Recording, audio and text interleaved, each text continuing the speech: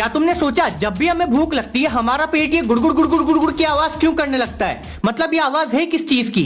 देखो, हमारे शरीर में चीजें नॉर्मल तरीके से इधर से उधर नहीं जाती। ऐसे कॉन्ट्रेक्शन होके यानी दबाव वाले मूवमेंट होके चीजें इधर से उधर जाती हैं। अब ये आवाज हमारे पेट और इंटेस्टाइन की मूवमेंट यानी हिलने डुलने से आती है और ये आवाज 24 घंटे आती है। पर जब हमारे पेट में खाना होता है तो ये आवाज खाने की वजह से दब जाती है और हमें सुनाई नहीं देती। पर जब पेट खाली होता है तो पेट में हवा और पानी के अलावा कुछ नहीं होता। तो जब पेट और इंटेस्टाइन अपना बचा कुचा माल निकाल रहे होते हैं तब भी ये मूवमेंट की आवाज आती है। पर अभी हमारा पेट खाली है तो ये आवाज हमें बहुत जोर से सुनाई देती है। और भाई कभी कभी तो ये आवाज इतनी तेज होती है कि पता ही नहीं चलता आवाज पेट से आई या